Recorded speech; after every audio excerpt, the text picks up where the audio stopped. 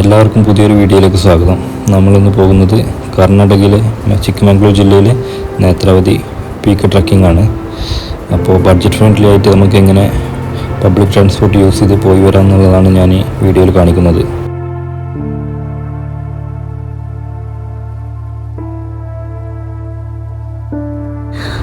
അപ്പോൾ നമുക്ക് വേണ്ട റൂട്ട് എന്ന് വെച്ച് കഴിഞ്ഞാൽ വരുന്നത് ഫസ്റ്റ് മാംഗ്ലൂർ ടു കർക്കല ടു സംസെ ഇതാണ് വരുന്നത്. അപ്പോൾ നമുക്ക് ഫസ്റ്റ് എത്തേണ്ടത് മാംഗ്ലൂരാണ്.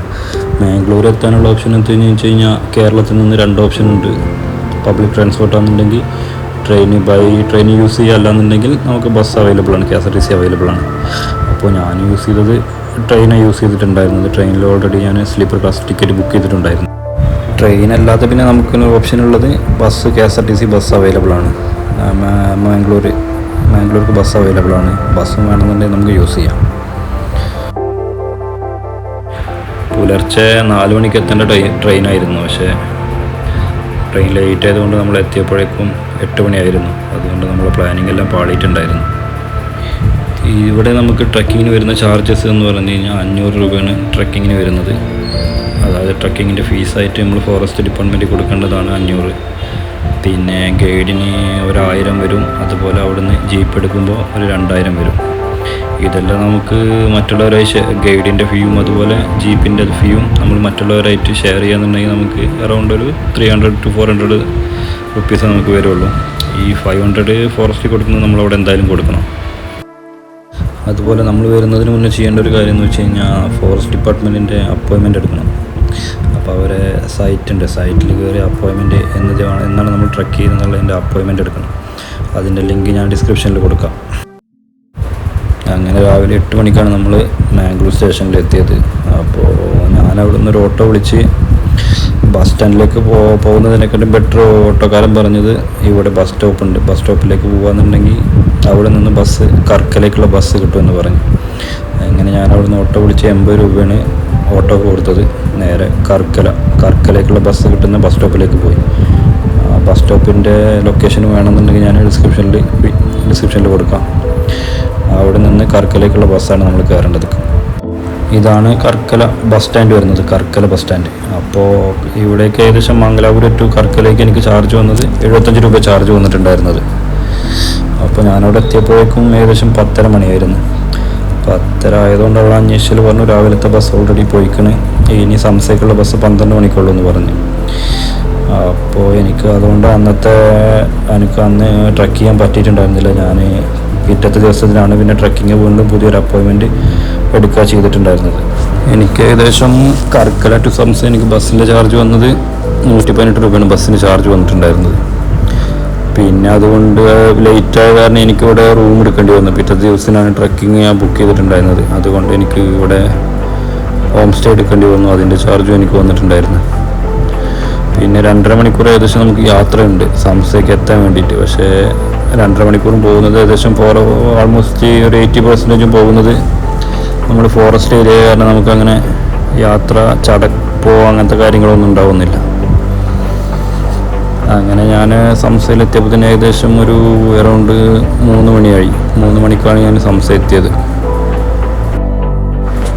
ഇതാണ് സംസ എന്ന് പറഞ്ഞ സ്ഥലം. ഇവിടെയാണ് ബസ് ഇറങ്ങേണ്ടത്. അപ്പോൾ നമ്മൾ നേരെ ഫ്രണ്ടിൽ നിന്ന് താഴെ നിന്നാണ് വന്നിട്ടുണ്ടായിരുന്നത്. അവിടുന്ന് നേരെ ലെഫ്റ്റിലേക്ക് നേരെ പോയി കഴിഞ്ഞ് കഴിഞ്ഞാൽ ഒരു 300 മീറ്റർ നടക്കാന്നുണ്ടെങ്കിൽ നമുക്ക് ഇങ്ങനെ ഒരു വ്യൂ കിട്ടും. അതായത് നമ്മളെ ടീ പ്ലാന്റേഷനും അതുപോലെ അതിൻ്റെ നടുവിലായിട്ടൊരു അമ്പലം, അതിൻ്റെ അടുത്ത് വേറൊരു അമ്പലം, അങ്ങനെയൊക്കെയുള്ളൊരു നല്ലൊരു വ്യൂ ഉണ്ട്. അതുകൊണ്ട് ഇന്നത്തെ ഈവനിങ് ഞാൻ ഏകദേശം അവിടെ പോയിട്ട് സ്പെൻഡ് ചെയ്യുക ചെയ്തത്. അത് കഴിഞ്ഞ് റിട്ടേൺ പോയിട്ടാണ് ഞാൻ ഹോം സ്റ്റേ എടുത്തിട്ടുണ്ടായിരുന്നത്. ഇവിടെ എത്തിക്കഴിഞ്ഞ് കഴിഞ്ഞാൽ ഇവർ പറയും ഇവിടുന്ന് ജീപ്പല്ലാതെ വേറെ വണ്ടിയൊന്നും പോവില്ല, അങ്ങനെയൊക്കെയാണ് ഇവർ പറയുന്നുണ്ടായിരുന്നത്. പക്ഷേ എനിക്കവിടെ പോയി തോന്നിയത് താഴെ വരെ പോയിട്ട് അവിടുന്ന് നമുക്ക് ട്രക്കിങ് സ്റ്റാർട്ട് ചെയ്ത് മേലൊക്കെ പോകും നല്ലത്. അതാവുമ്പോൾ ഇത്രയും ചാർജ് കാര്യങ്ങളൊന്നും വരില്ല. എനിക്ക് രാവിലെ ഞാൻ അവിടുന്ന് ഒരു ചേട്ടനെ പരിചയപ്പെട്ടിട്ട് ആ ചേട്ടൻ ഓട്ടോയിൽ എന്നെ അവിടെ ഡ്രോപ്പ് ചെയ്യുക ചെയ്തത്. ഏകദേശം 40 രൂപ എന്തോ ആയുള്ളൂ എനിക്ക് താഴത്തെ ട്രക്കിംഗ് പോയിന്റിൻ്റെ അവിടെ ഡ്രോപ്പ് ചെയ്യാൻ വേണ്ടിയിട്ട്. അവിടുന്ന് ഒരുപാട് സ്റ്റുഡൻസ് കാര്യങ്ങളൊക്കെ ഉണ്ടായിരുന്നു. അവരുടെ കൂടെ അവിടുന്ന് നടന്നിട്ട് നമ്മൾ ട്രക്കിംഗ് സ്റ്റാർട്ട് ചെയ്തിരുന്നത്. ഏകദേശം മെയിൻ ട്രക്കിങ്ങിൻ്റെ ചെക്ക് പോസ്റ്റിൻ്റെ അവിടേക്ക് ഏകദേശം 1 കിലോമീറ്ററിൻ്റെ അടുത്താണ് നമുക്ക് വരുന്നുള്ളൂ. അപ്പോൾ എന്തുകൊണ്ടും ഈ ജീപ്പിന് 2000 കൊടുക്കുന്നതിനെക്കാട്ടും ബെറ്റർ ആയിരുന്നു അത്.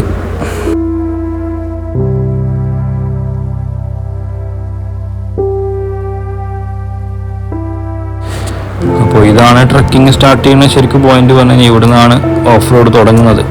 അപ്പോൾ നമ്മൾ വണ്ടി ആയിട്ട് വരാന്നുണ്ടെങ്കിൽ നമുക്കിവിടെ താഴെ നിർത്തി കഴിഞ്ഞ് കഴിഞ്ഞാൽ നമുക്ക് ട്രക്കിങ് കംപ്ലീറ്റ് ചെയ്യാം, വണ്ടി കൊണ്ട് വരുന്നവരാണെന്നുണ്ടെങ്കിൽ. അല്ലാന്നുണ്ടെങ്കിൽ ഇതേപോലെ താഴ്ന്ന ഇവിടെ നിന്ന് നടന്നു കയറാനുള്ള ദൂരം നമുക്ക് വരുന്നുള്ളൂ ചെക്ക് പോസ്റ്റിലേക്ക്. ഏകദേശം ഒരു 1.5 കിലോമീറ്ററാണ് നമുക്ക് ഇവിടുന്ന് വരുന്നുള്ളൂ ചെക്ക് പോസ്റ്റിലേക്ക്.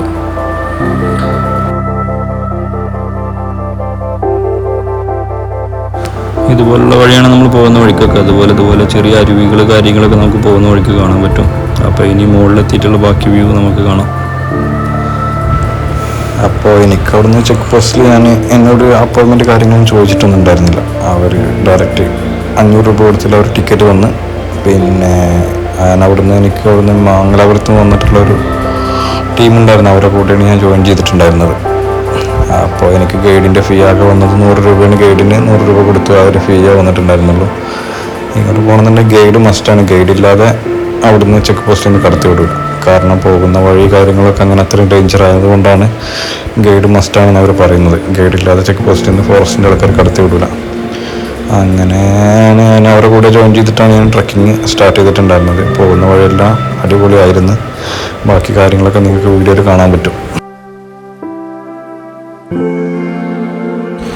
അതുപോലെ തന്നെ നല്ല മഴയുള്ള ടൈമാണെന്നുണ്ടെങ്കിൽ ട്രക്കിങ് ക്ലോസ് ചെയ്യും. നല്ല മഴയുള്ള ടൈമും അതുപോലെ അതായത് ജൂൺ മാസമൊക്കെ ക്ലോസ് ചെയ്യലുണ്ട് എന്നാണ് പറഞ്ഞത് ഇവിടെ ചോദിച്ചാൽ. അതുപോലെ നല്ല സമ്മറിൻ്റെ ടൈമും നല്ല ചൂടുള്ള ടൈമും കാട്ടുതീ സംഭവങ്ങൾ ഉണ്ടാവാൻ ചാൻസ് ഉള്ള കാരണം ആ ടൈമിലും ക്ലോസ് ചെയ്യലുണ്ടെന്നാണ് പറഞ്ഞത്.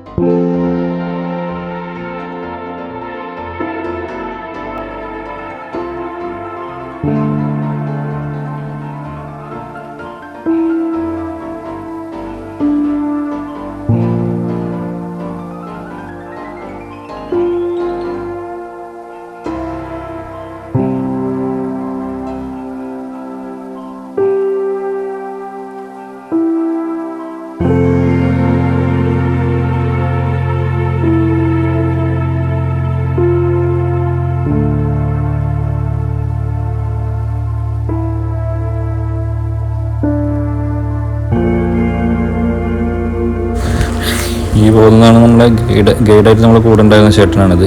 പക്ഷേ നമുക്ക് അങ്ങനെ കൂടുതലായിട്ട് കമ്മ്യൂണിക്കേറ്റ് ചെയ്യാൻ പറ്റിയിട്ടുണ്ടായിരുന്നില്ല, ലാംഗ്വേജിൻ്റെ ഇഷ്യൂ ഉണ്ടായിരുന്ന കാരണം. അപ്പോൾ ആള് അടിപൊളിയായിരുന്നു, കാര്യങ്ങളെല്ലാം പറഞ്ഞു തരുന്നതൊക്കെ ഉണ്ടായിരുന്നു. പക്ഷേ നമുക്ക് ലാംഗ്വേജിൻ്റെ ഇഷ്യൂ ഉള്ള കാരണം നമുക്ക് ക്യാച്ച് ചെയ്യാൻ പറ്റിയിട്ടുണ്ടായിരുന്നില്ല. കുറേ എല്ലാം മനസ്സിലായി, കുറേ എല്ലാം മനസ്സിലായിട്ടുണ്ടായിരുന്നില്ല.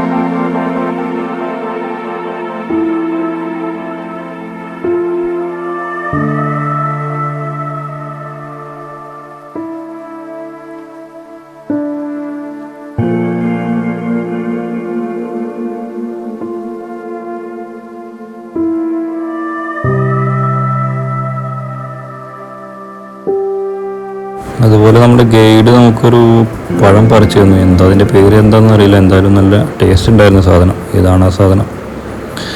നല്ല മധുരം ഉണ്ടായിരുന്നു.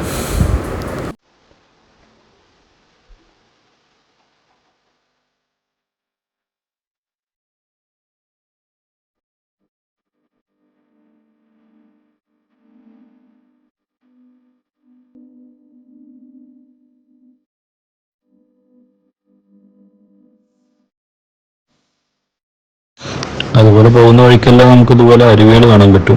അപ്പോൾ ഗൈഡ് പറഞ്ഞത് എല്ലാം കുടിക്കുന്ന എല്ലാവരും കുടിക്കുന്ന വെള്ളമാണ്. മേലെന്ന് മലയുടെ മേലെന്ന് വരുന്ന വെള്ളമാണ്. അപ്പോൾ എല്ലാവരും കുപ്പിയെല്ലാം റീഫിൽ ചെയ്യുന്നതും കാര്യങ്ങളെല്ലാം ഇവിടെ നിന്നിട്ടാണ് റീഫിൽ ചെയ്തിട്ടുണ്ടായിരുന്നത്. പിന്നെ ഒരു ഇമ്പോർട്ടൻ്റ് കാര്യം എന്ന് വെച്ച് കഴിഞ്ഞാൽ നമ്മൾ ഫുഡ് എന്തെങ്കിലും ബാഗിൽ കരുതുന്നത് നല്ലതാണ്. മേലെ എത്തിക്കഴിഞ്ഞ് കഴിക്കാൻ വേണ്ടിയിട്ട്. ഓൾറെഡി നമ്മൾ മേലെ എത്തുമ്പോഴത്തേന് അത്യാവശ്യം ക്ഷീണിച്ചിട്ടുണ്ടാവും. അപ്പോൾ നമ്മളെല്ലാവരും കരുതിയിട്ടുണ്ടായിരുന്നു ലഘുവായിട്ട് എന്തെങ്കിലും കഴിക്കാൻ വേണ്ടിയിട്ട്.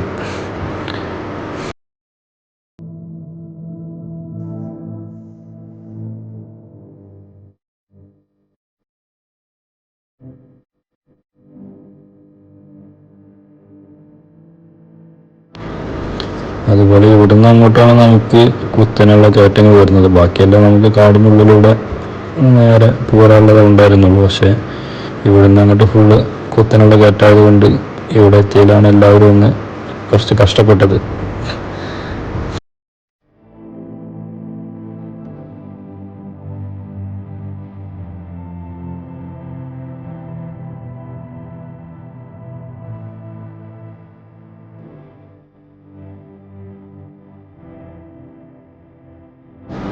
അതുപോലെ നേത്രാവതിയുടെ ഒരു മെയിൻ വ്യൂ ആണ് ഈ കാണുന്നത്. എല്ലാ വീഡിയോയിലും നമ്മൾ കണ്ടിട്ടുള്ള ആ വ്യൂ ആണിത്.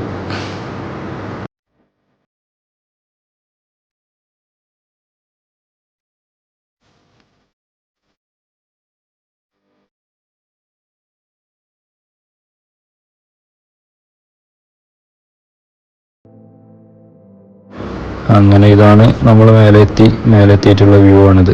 അപ്പോൾ ഫോഗ് ഫുൾ വന്ന കാരണം നമുക്ക് താഴേക്കൊന്നും കാണാനൊന്നും പറ്റിയിട്ടുണ്ടായിരുന്നില്ല. വ്യൂ കാര്യങ്ങളൊന്നും കാണാൻ പറ്റിയിട്ടുണ്ടായിരുന്നില്ല. ഫോഗ് ഇങ്ങനെ വന്ന് പോയിക്കൊണ്ടിരിക്കുന്ന കാരണം കുറച്ച് കഴിഞ്ഞാൽ നമുക്കത് ക്ലിയറായി പിന്നെ ഫുൾ കാണാൻ പറ്റിയിട്ടുണ്ടായിരുന്നു.